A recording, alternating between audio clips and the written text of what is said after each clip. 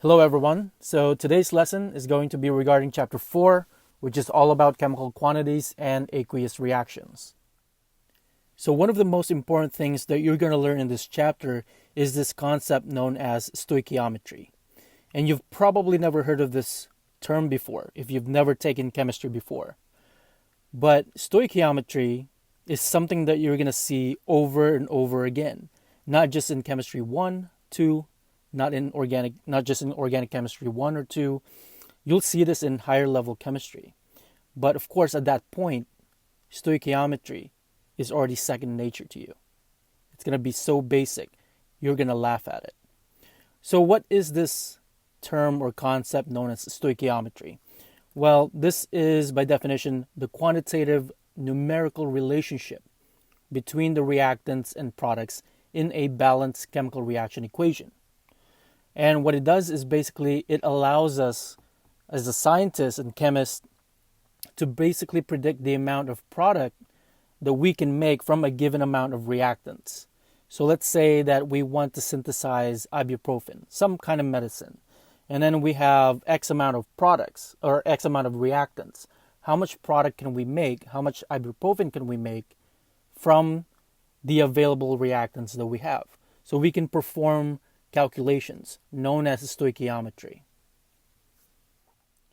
So this stoichiometry, or this quantitative relationship between reactants and products, can be determined by simply looking at the coefficients of a balanced chemical reaction equation.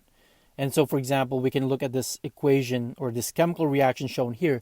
This is a balanced chemical reaction equation. You have the same number of nitrogen atoms or oxygen atoms on both sides of the arrow, right? So you have 2 nitrogens on the left, 2 nitrogens on the right. That's balanced. You have a total of 4 oxygens on the left of the arrow and a total of 4 oxygen atoms on the right, which is balanced. And so whenever you're looking at this chemical reaction equation, the chemical compounds that are on the left-hand side of the arrow are called the reactants, right? So reactants, by definition, are the chemicals that you started out with. It's basically your starting materials, okay? And the products are, of course, the chemicals that you've made, the chemicals that you've synthesized. And so this chemical reaction shown here can be read as 2 moles of nitrogen monoxide reacting with 1 mole of oxygen gas to make 2 moles of nitrogen dioxide. So in this chapter, we're going to look at several different types of stoichiometry problems, like for example, how to convert from mole of a specific reactant to maybe moles of a specific product. We're also going to look at mass-to-mass type of stoichiometry problems. And then, of course, we're going to look at concepts like limiting reactants in detail, theoretical yield, how to calculate percent yield, and also how to calculate concentrations of aqueous solutions like molarity, for example.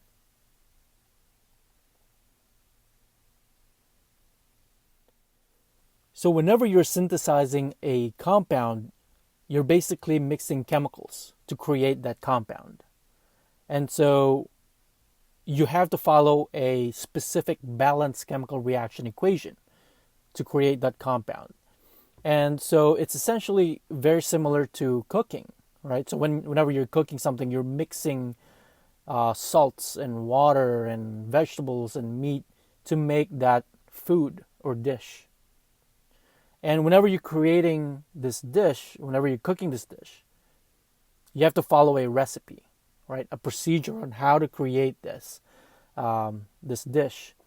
So in chemistry, whenever you're synthesizing something, you have to follow this balanced chemical reaction equation. So you can think of this balanced chemical reaction equation as your recipe. So before we get into chemical reactions and stoichiometry in chemical reactions, let's look at stoichiometry in food. Okay, so let's say that you work for Papa John's Pizza and they give you this recipe shown here.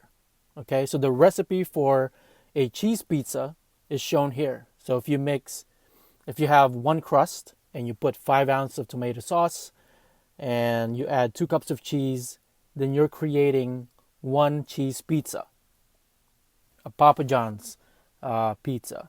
If you don't follow this recipe, then you're not making Papa John's pizza. You're making something else because you didn't follow the recipe. And so whenever you're looking at this specific recipe, it tells you the ratio between the ingredients and the pizza that you're making. Okay, so for example, if you have one crust, then you can make one pizza. If you have 5-ounce tomato sauce, you can make one pizza. If you have 2 cups of cheese, then you can create or make one pizza. So that's basically the numerical relationship between the ingredients and pizza. So for every one crust, you can make one pizza. For every 5 ounces of tomato sauce, you can create one pizza, and so on. And you can also use the same analogy, ratio between the ingredients themselves. So you can have one crust per 5 ounces of tomato sauce, one crust per 2 cups of cheese, or 5-ounce tomato sauce per 2 cups of cheese, and so on and so forth. So these are known as ratios between the ingredients and the product, which is the pizza. So these numerical relationships are basically numerical equivalents. All right, so if you have one crust, you can make one pizza, and you can turn it into a ratio, a unit factor or a conversion factor that you learned in the previous chapters. Whenever you're using dimensional analysis, you can convert this relationship into a ratio they call conversion factor. So let's say that we have 6 cups of cheese, okay? And I ask you, how many pizzas can you make from 6 cups of cheese? Well, we know that you only need 2 cups of cheese in order to create or make one pizza. So the relationship then is 1 to 2, right? The ratio is 1 to 2, one pizza for every 2 cups of cheese. So we're going to use that information here. And we're given 6 cups of cheese, and we're going to multiply this by the ratio between pizza and the cheese. And so again, the ratio is 1 to 2. And so you would put cups of cheese at the bottom so that they will cancel each other. Okay, the unit cups of cheese. And so all you have to do now is multiply the numbers and divide it by 2. So you have 6 times 1 divided by 2, and that gives us 3 pizzas. So you can make 3 pizzas out of the 6 cups of cheese that you have available. So if you thought that was easy, awesome. You're going to do well in this chapter. So now let's look at stoichiometry in actual chemical reactions. So let's say that we have this balanced chemical reaction equation here. So this chemical reaction is a combustion reaction, right? So you're basically burning octane in the presence of oxygen, and this generates carbon dioxide and water. So whenever you're reading this chemical reaction equation, we have to use the coefficients. So we'll use those numbers to relate the amount of reactants to the amount of products, or relate the amount of one reactant to another reactant. And so the coefficients in a chemical reaction equation specify the relative amounts in moles of each of the substances involved in the chemical reaction. And so again, you can read this chemical reaction as 2 moles of octane reacting with 25 moles of oxygen gas to generate 16 moles of carbon dioxide and 18 moles of water. And shown here are the numerical or quantitative relationship between reactants and products, or between two reactants. And so this quantitative relationship is basically a ratio. Okay? And so, for example, the first one here is 2 moles of octane for every 16 moles of carbon dioxide gas. So it's basically telling you that if you have 2 moles of this octane, then you should be able to generate 16 moles of carbon dioxide gas in this specific balanced chemical reaction equation. Okay, looking at the second one here, 2 moles of octane for every 18 moles of water, H2O. So that tells you that for every 2 moles of octane that you burn, will generate 18 moles of water. Same thing with 25 moles of oxygen gas, will generate 16 moles of carbon dioxide gas, and so on and so forth. And if you haven't noticed yet, these numbers here, 2 moles of octane for every 16 moles of carbon dioxide, these are the coefficients, right? So you have 2 moles of octane for every 16 moles of carbon dioxide gas. So these are your coefficients, these numbers.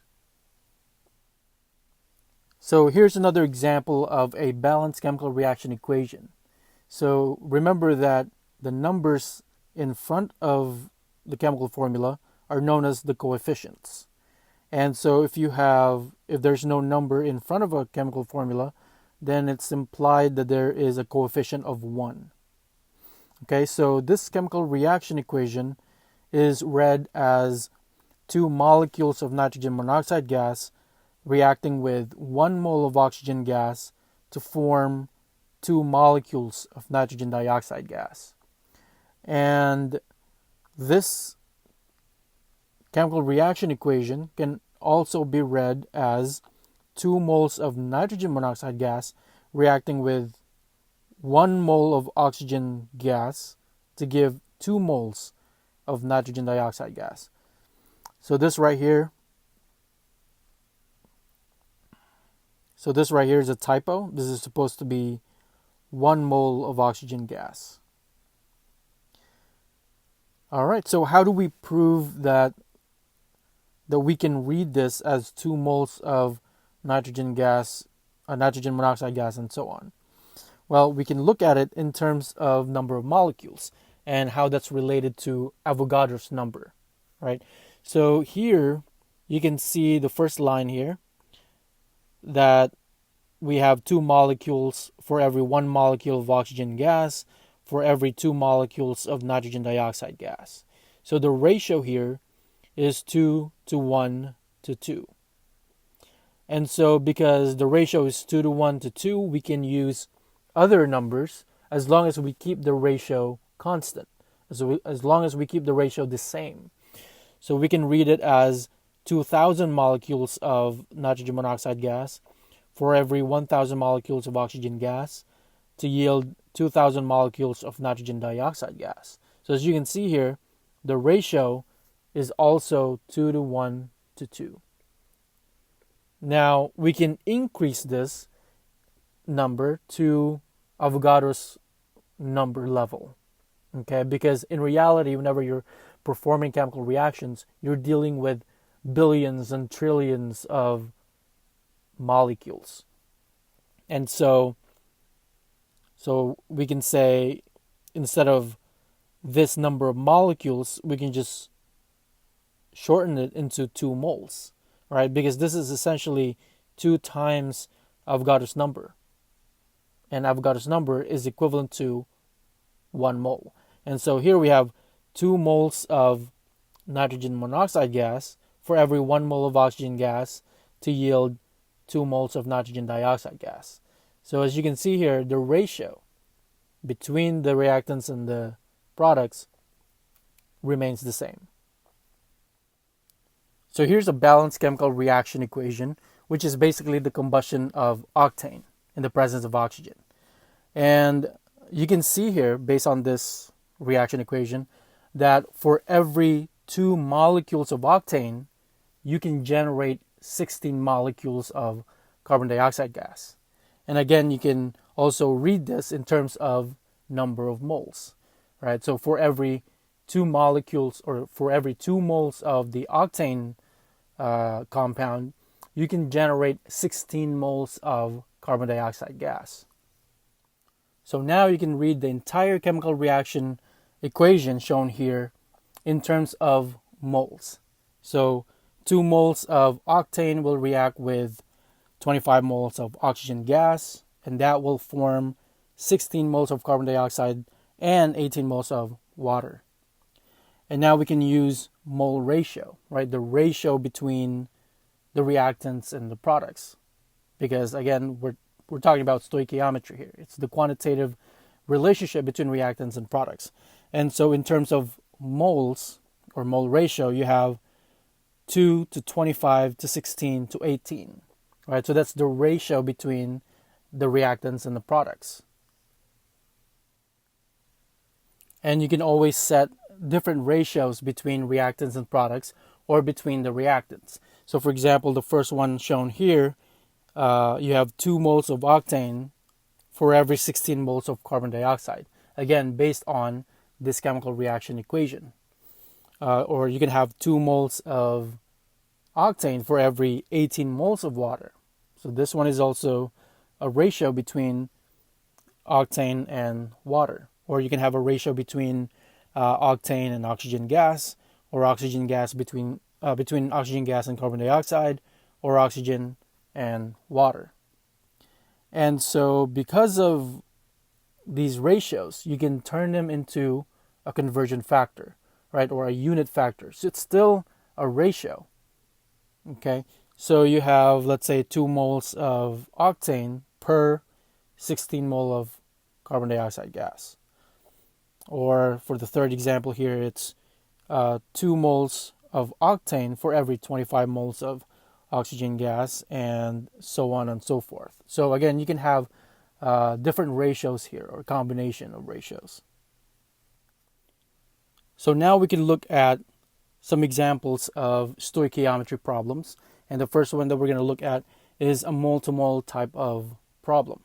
So looking at the same exact chemical reaction equation here, the combustion of octane, how many moles of carbon dioxide gas can be produced from 22 moles of octane according to this balanced chemical reaction equation? And so now you're going to look at the ratio between what's being asked and what was given. Okay, so you're being asked for carbon dioxide gas, and you're given the amount of octane. So you're going to look at the recipe here, right? The balanced chemical reaction equation, and see how they're related, those two things, carbon dioxide and octane. So based on this reaction equation, we have 2 to 25 ratio, right? So 2 moles of octane for every 25 moles, 16 moles of carbon dioxide gas. Okay, so it's 2 to 16 ratio. And so what you're going to do here is you're going to write down what's given. So you're given 22 moles of octane, and then we're going to multiply that by the mole ratio. So again, it's essentially dimensional analysis type of problem. Okay, so we're going to write down what's given, which is 22 moles of octane, and then we're going to multiply this by the mole ratio between the carbon dioxide and octane. So it's 16 to 2 is the ratio. So we want to put the moles of octane at the bottom so that this will cancel with this one. So you're basically dividing them, right? Moles of this divided by this, you get 1. They cancel each other.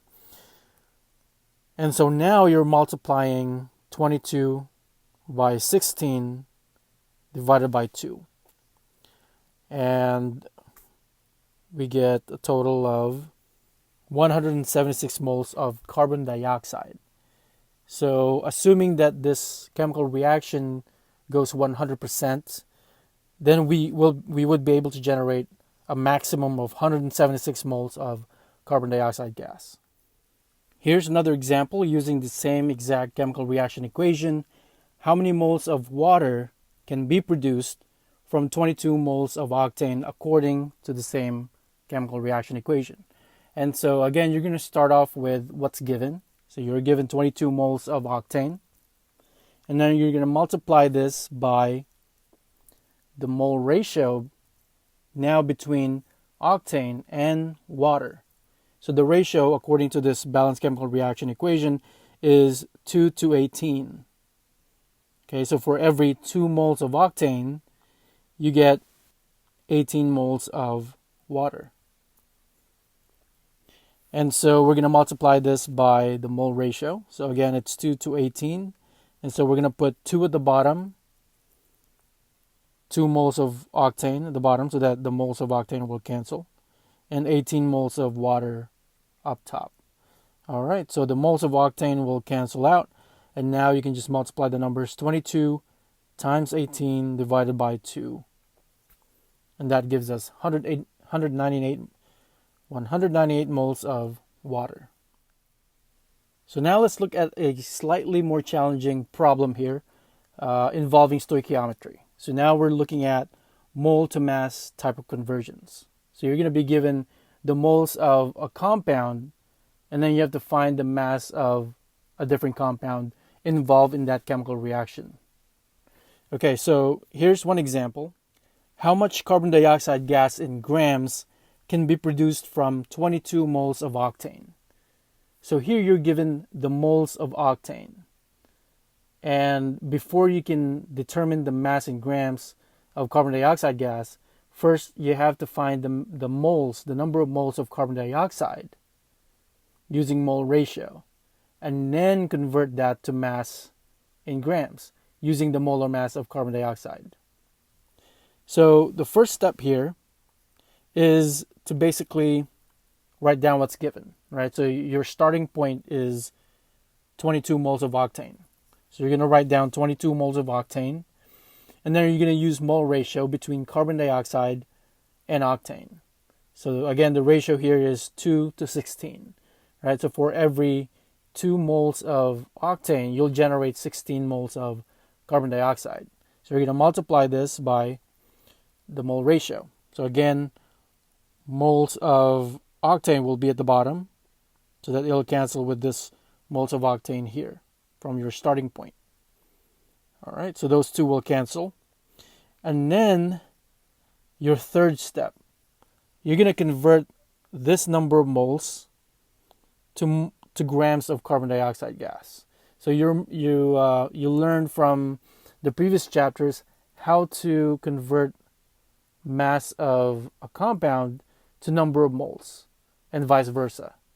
And what you need is the molar mass of the compound. So carbon dioxide gas has a molar mass of around 44 grams per mole, right? So carbon is 12, and then you have 16 times 232, you get 44 grams per mole. And so you multiply this by the molar mass in order to convert it to mass in grams. So again, you can separate it like this, or you can use dimensional analysis by adding just another train track here. So once you've converted to moles, then from there, convert it to mass in grams using the molar mass. In which case, you're just multiplying this by the molar mass of carbon dioxide gas, which is again 44 grams per mole. All right, moles would cancel out, and we get 7,750 grams of carbon dioxide gas. So that's a lot of carbon dioxide. So here's another example of a stoichiometry type of problem, which involves mass-to-mass conversions. So using the same chemical reaction equation, assuming there's more than enough oxygen present, meaning let's say that you have plenty of oxygen in the chemical reaction, how much carbon dioxide gas in grams are produced from 10 grams of octane? All right, so now you're not given any moles here, right? You're only given mass, and that's why they call this mass-to-mass type of problem. You're given the mass of octane, and then you have to find the amount of carbon dioxide gas in grams that would be produced from this chemical reaction. So you're going to start off with mass, because that's what you're given, 10 grams of octane. And because we're dealing with stoichiometry, you always have to remember to convert mass to moles, always. Okay? Because you can't use mole ratio if your starting point is mass in grams, right? In order to use mole ratio, you have to convert mass to moles. So that's going to be our first step. We're going to convert the mass of octane from grams to moles of octane, and then use mole ratio between the two compounds to get the moles of carbon dioxide gas. And then after getting the moles of carbon dioxide gas, you convert that to mass of carbon dioxide. All right, so let's look at the step by step here. So again, we're going to start off by writing what's given. So 10 grams of octane, and we're going to convert this to moles of octane using the molar mass of octane. So we're going to multiply this by the conversion factor. All right, so remember to put grams at the bottom so that this will cancel out. And again, this is the molar mass of octane. So you have 114.2 grams per mole. All right, so grams would cancel out. And now you've converted it to moles of octane. You can add another train track here that would allow you to convert moles of octane to moles of carbon dioxide. So now we're going to use mole ratio between octane and carbon dioxide gas. Again, it's 2 to 16. So we're going to put 2 at the bottom and then 16 up top. So here you can see moles of octane canceling out. And now we have moles of carbon dioxide gas. So from here, we convert it to grams of carbon dioxide gas. So we're going to add another train track here, which is the molar mass of carbon dioxide. So again, we calculated the molar mass earlier. It's 44 grams per mole. So moles will be at the bottom so that they will cancel out. This moles of carbon dioxide will cancel with this mole of carbon dioxide. And we're left with unit in mass. So we're going to multiply all the numbers here. 10 times 1 times 16 times 44.01 divided by the product of the denominator. Okay, the numbers at the bottom. So that gives us 33.8 grams of carbon dioxide. So one of the most dreaded type of questions in chemistry involving stoichiometry is word problems. Okay, so you're going to be given a scenario and then calculate the answer. Here's one example of that type of question. So here we have a question involving stoichiometry.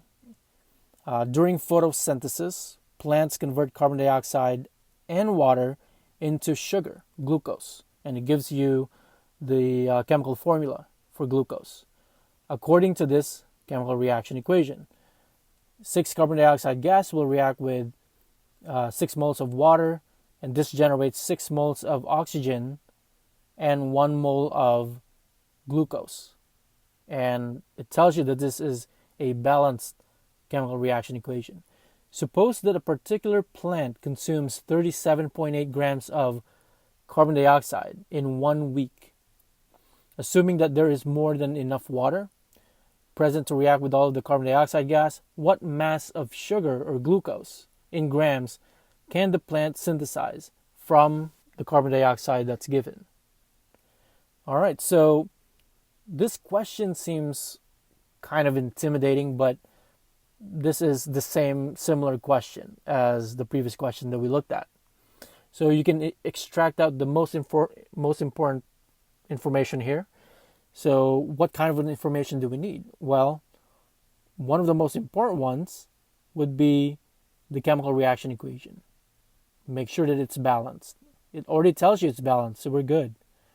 So we need this. We need our starting point, which would be the amount of carbon dioxide gas in grams. And then it's asking what would be the mass of sugar, what would be the mass of glucose that will be produced from this amount of carbon dioxide. All right, so this is a mass-to-mass type of problem, stoichiometry problem.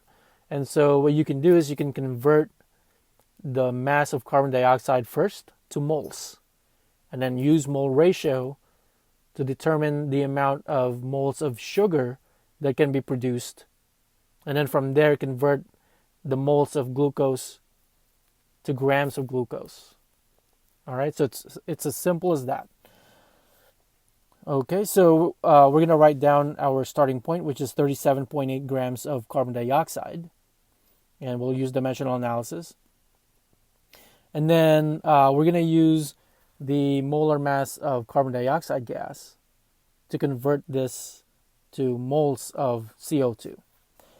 All right, so we'll use dimensional analysis here. And we're going to put grams of CO2 at the bottom and then moles of CO2 up top, right? So this is the molar mass of CO2, 44 grams per mole. And you see that the grams of CO2 will cancel each other. And then now we've converted it to moles of CO2.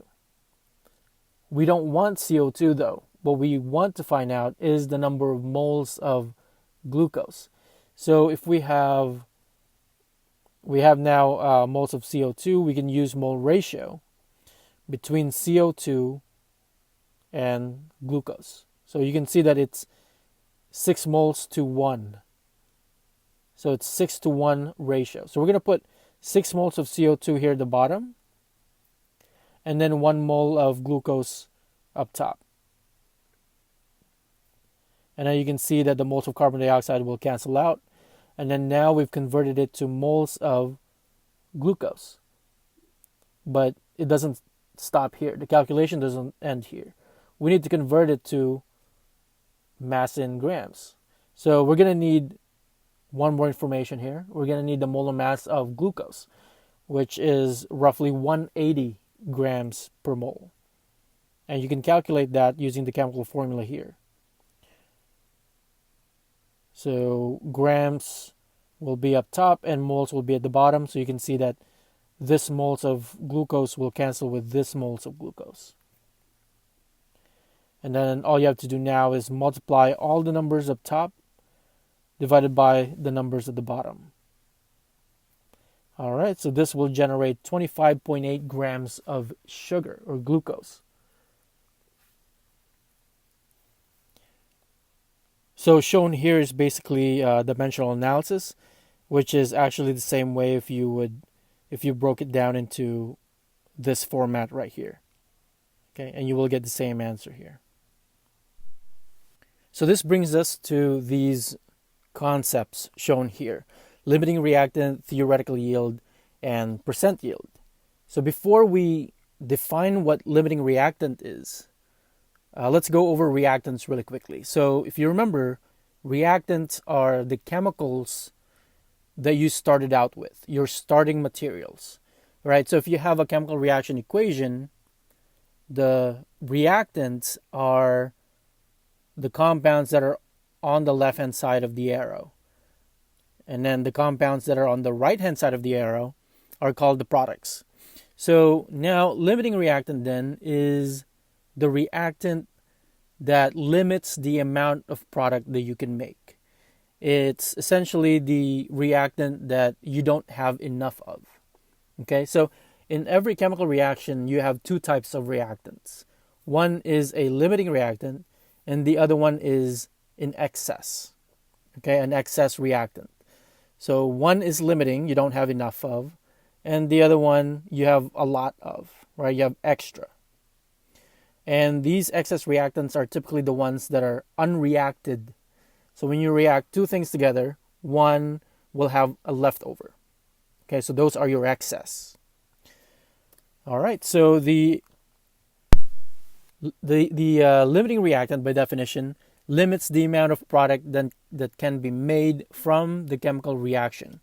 And limiting reactant is also known as limiting reagent. Okay? And theoretical yield is the theoretical maximum amount that you could make from the chemical reaction. Okay, so it's theoretical because it's all calculated, right? You can predict how much product you can make or maximum amount of product that you can make, but once you perform the experiment and perform the chemical reaction, the reaction doesn't go 100%, and so you can never get 100% in actual yield. Okay, theoretically you can calculate it, but once you perform the experiment, you get less than what you anticipated, what you calculated. And so this brings us to the third concept here, percent yield. And percent yield is very important, especially in the industry, because the higher the percent yield, the more efficient that chemical reaction is. And so by definition, percent yield is the amount of product that you actually produced from a chemical reaction relative to the theoretical. Okay, so for example, if you calculated the theoretical to be 100 grams of whatever the substance is, but then you were only able to produce 90 grams, then your percent yield is 90%. Okay, so 90 grams divided by 100 grams maximum times 100% gives you 90%. So let's look at this example again using this recipe, right? So you have a recipe, a chemical reaction that allows you to make one cheese pizza. So again, the ingredients here on the left, you can consider them as your reactants, okay? And then the product that you can make is the cheese pizza.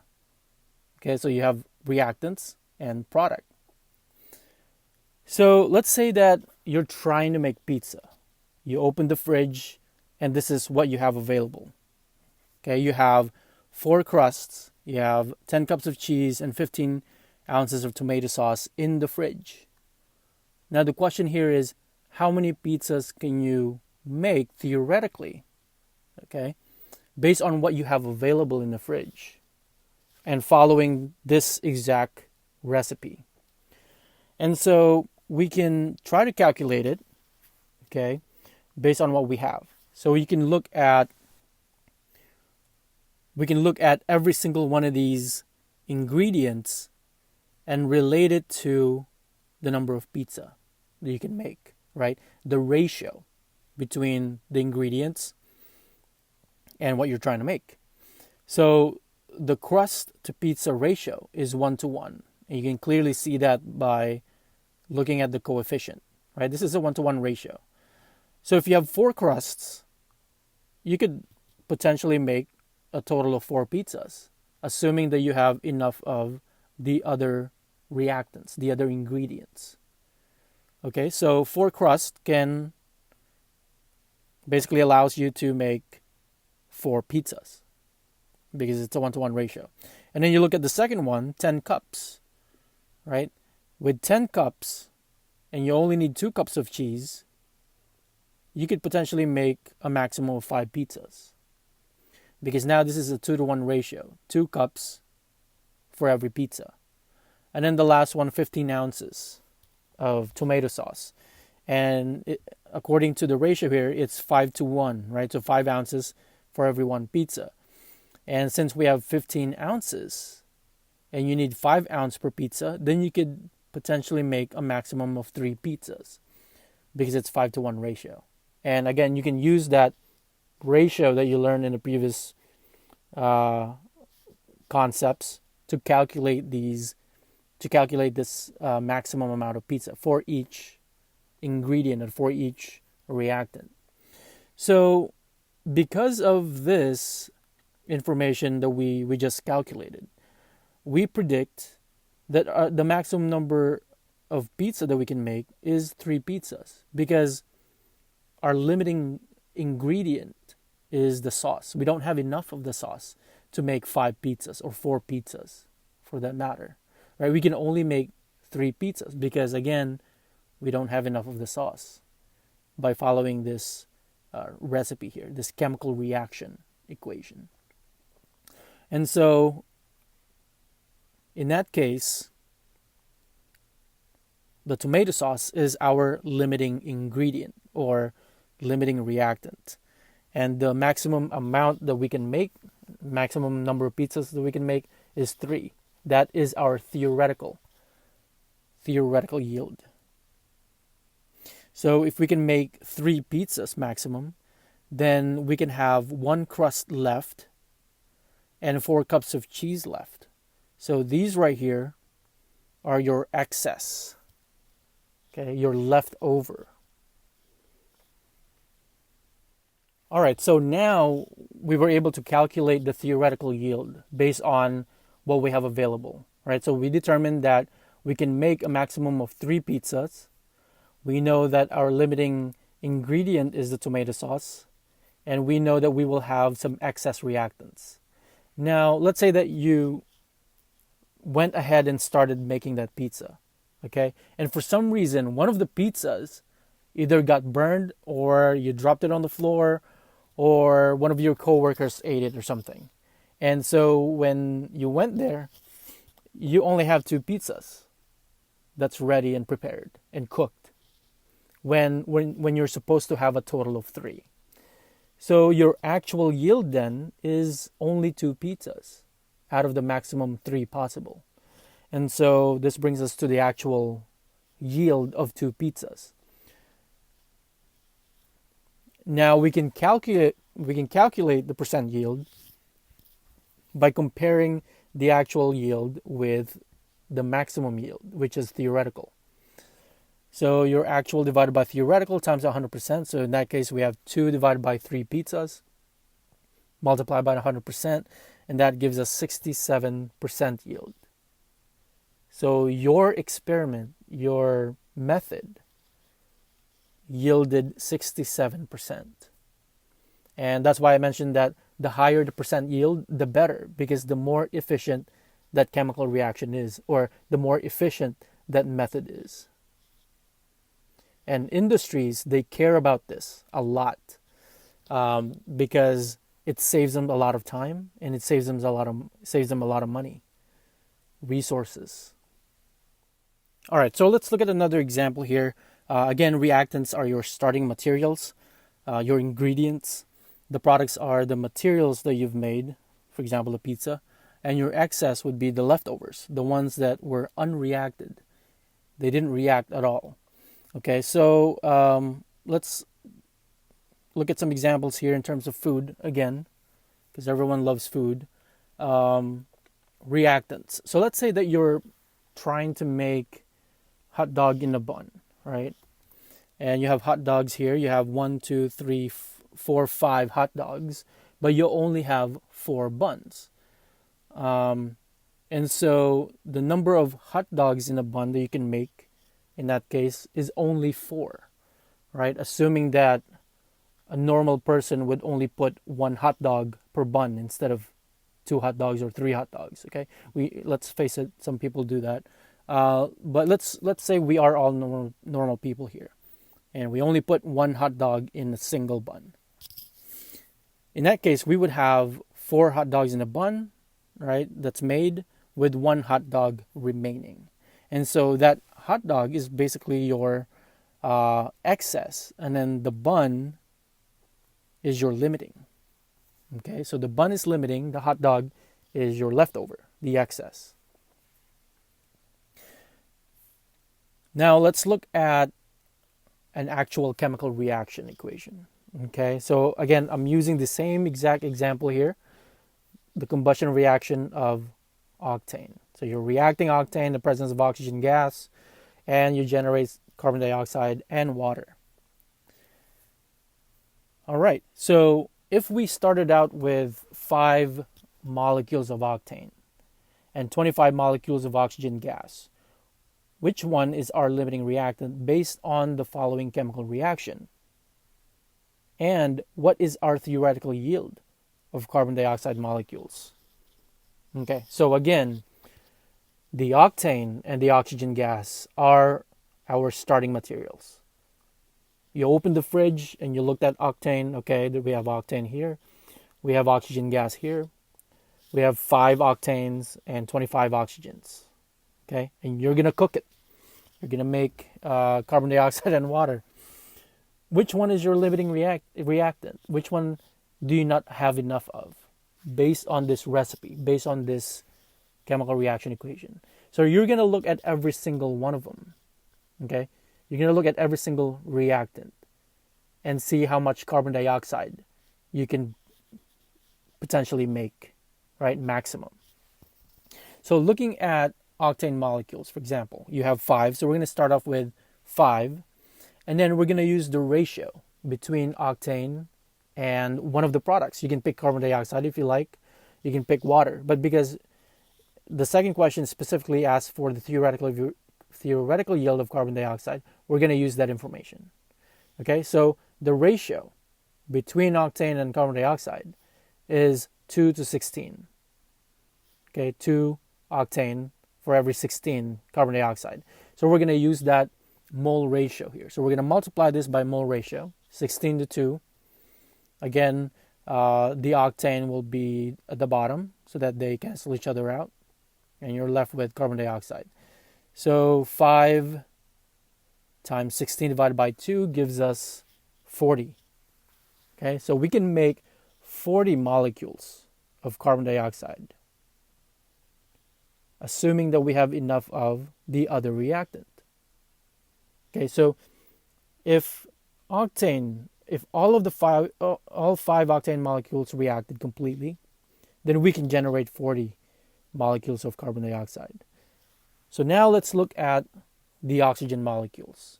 Okay, we have 25 oxygen molecules, and if all of this reacted with octane, how much carbon dioxide molecules would we be able to produce? So now we're going to look at the ratio between oxygen and carbon dioxide. So according to this chemical reaction equation, it's 25 to 16. Okay, so we're going to put 25 at the bottom, 16 up top, and use mole ratio. So the oxygens will cancel out. So 25 times 16 divided by 25, and that gives us 16 carbon dioxide molecules. So which one do you think is the limiting reactant, the limiting reagent? Well, according to these calculations, we can only make a maximum of 16 carbon dioxide molecules because we don't have enough of the oxygen molecules to make 40 carbon dioxide, right? Because according to this scenario here, we only have 25 oxygen molecules. And so, based on this information, the oxygen gas is the limiting reactant. And so oxygen is the limiting reactant, and in that case, we will have excess octane. And our theoretical yield then is going to be based off of the limiting reactant. And so this is our theoretical yield, which is basically the maximum amount of carbon dioxide that we can actually create or produce from the chemical reaction. And octane, therefore, is our excess reactant. So when you react 5 octane molecules with 25 oxygen molecules, not all octane molecules will react completely. You will have excess leftover octane after the chemical reaction, hence the excess reactant. So now you can imagine yourself working for a pharmaceutical company, okay? And you walk to a lab. So you walk into a lab, and then they tell you to synthesize some medicine, okay? And then you look at the fridge or the cabinet, and you see the amount of, or you see the reactants that you'll need to make that specific medicine. So whenever you're working in a lab, we normally measure the reactant quantities in grams, in mass, right? You're not gonna immediately know what the number of moles is. You have to calculate that. And so you weigh out your samples, determine the mass of the reactants, and then you convert mass in grams to moles. And then you perform your calculations, your theoretical calculations. Okay? And so let's look at a few examples here. Okay? So let's say we have ammonia, which has a chemical formula NH3. And we can synthesize this using this balanced chemical reaction equation shown here. So 2 moles of nitrogen monoxide reacting with 5 moles of hydrogen gas will generate ammonia, 2 moles of ammonia, and 2 moles of water vapor. Now, let's say that we started out with 86.3 grams of nitrogen monoxide and 25.6 grams of the hydrogen gas. Find the theoretical yield of ammonia in grams. So this is a mass-to-mass type of problem. Okay? And so before you can use the mole ratio concept, make sure that you convert everything from mass in grams to moles. So that's the very first step. So we're going to write down what's given.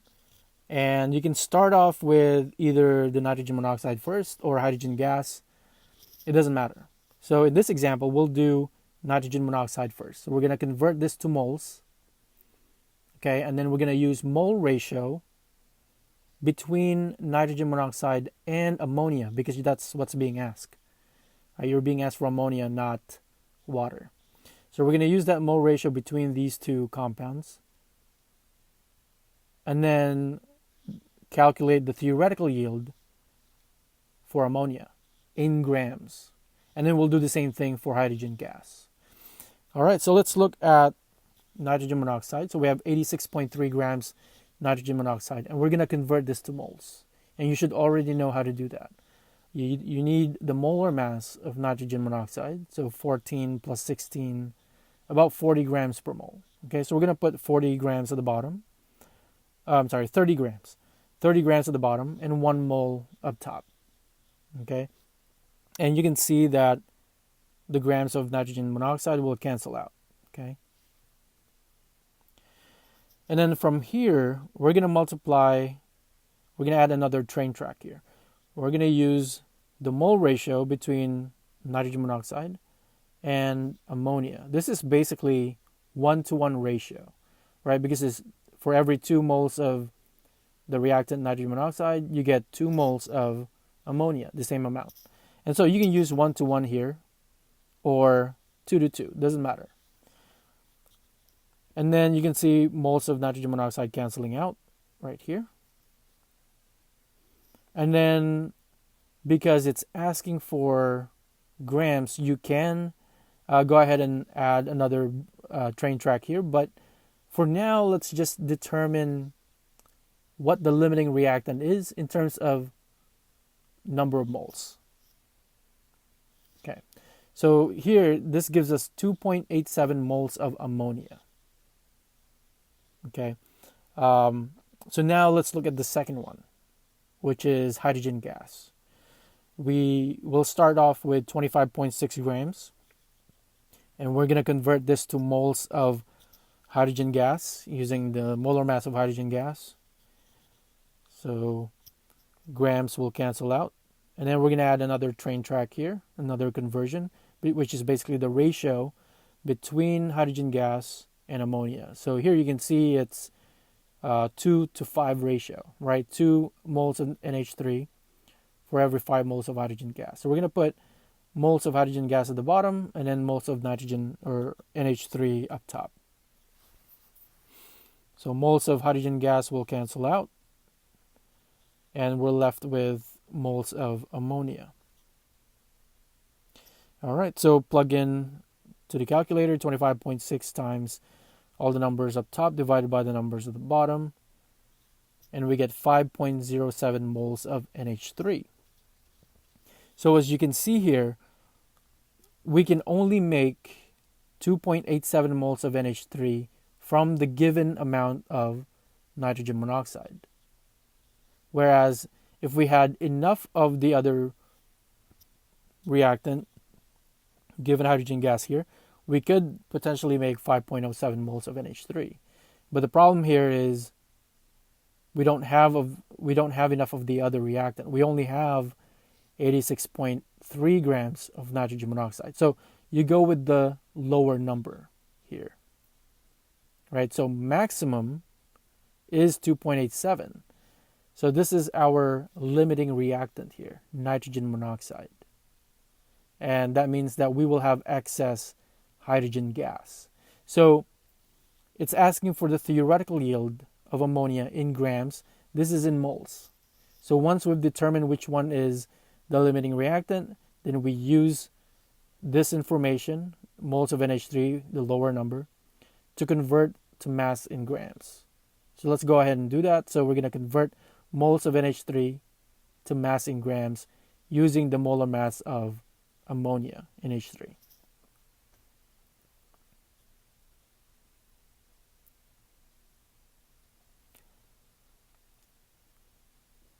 All right, so this brings us to step 4, which is converting moles to grams of ammonia. So we're going to use the molar mass of ammonia. So 14 plus 3 is 17 grams per mole. So we're just going to multiply this by the molar mass, 17 grams per mole. So moles of NH3 will cancel out, and you're left with 40 grams in NH3, which is 49 grams of ammonia. So this is the theoretical yield in grams. So if the chemical reaction went smoothly and 100%, we should be able to get 49 grams of ammonia.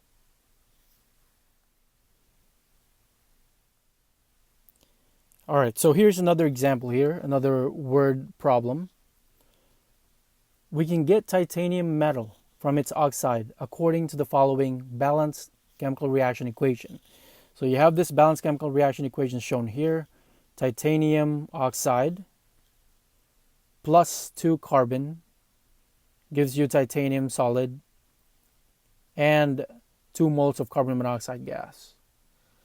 When 28.6 kilograms of carbon reacts with 88.2 kilograms of titanium oxide, 42.8 kilograms of titanium is produced. Find the limiting reactant, theoretical yield in kilograms, and the percent yield. Okay, so the first step here is to analyze what we have, right? So it tells you these right here are our starting materials. So we have carbon, okay, and titanium oxide. So we reacted 28.6 kilograms of carbon and 88.2 kilograms of titanium oxide. So the first step here then is to find the limiting reactant. And then once you've found what that limiting reactant is, you can determine the theoretical yield and finally the percent yield. So in this scenario, it already tells you how much titanium you're able to produce from this chemical reaction. So this is your actual yield.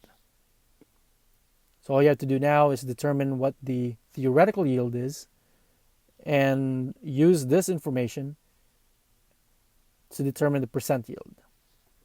All right, so I'm going to start off with converting the kilograms into mass in grams. Because remember that whenever you're converting from mass to moles, you would need the mass in grams because molar mass is in grams per mole. You want the units to be the same. All right, so let's start with carbon. Carbon, we have 28,600 grams of carbon, so we're going to convert this to moles first using the molar mass of carbon. So grams of carbon will cancel each other out. And then we're trying to determine the theoretical yield of titanium. So that means that we look at the mole ratio between carbon and titanium. As you can see here, it's 2-to-1 ratio. 2 carbon for every 1 titanium. So in that case, we'll put carbon at the bottom, 2 moles of carbon, and then 1 up top. And you can see moles of carbon canceling out. And this yields 1,190 moles of titanium. So this is our theoretical yield given the amount of carbon. Okay, now let's compare it with titanium oxide. So titanium oxide is, we have 88,200 grams. So this is a typo right here. Grams of titanium oxide. So we're also going to convert this to moles of titanium oxide and then use mole ratio to determine how much titanium we can get from the amount of titanium oxide. So you can calculate the molar mass of titanium or titanium dioxide. It's 79.87 grams per mole. Grams of titanium dioxide will cancel out. And then use mole ratio between titanium oxide and titanium. And as you can see here, based on this balanced reaction equation, it's a 1-to-1 ratio.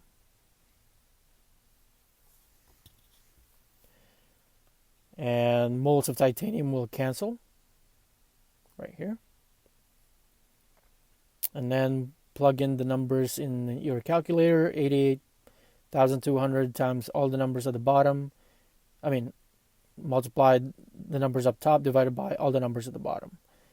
And this gives us 1,104 moles of titanium. So you're going to compare the two here, and whichever is less is the theoretical yield.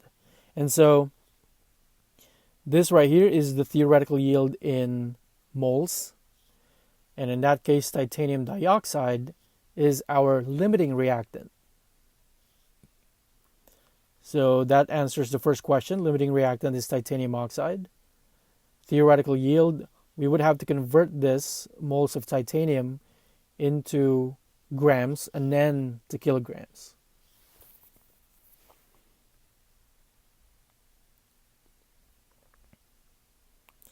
All right, so all you have to do now is multiply the number of moles of titanium with the molar mass of titanium. So again, you look at the periodic table, and the molar mass is 47.87 grams per mole. And you can see moles of titanium would cancel out. And we get 52,900 grams of titanium. And converted to kilograms, that's 52.9 kilograms. So, theoretically, we can get a maximum of 52.9 kilograms from this chemical reaction. But because something happened, right? Maybe the reaction was not very efficient.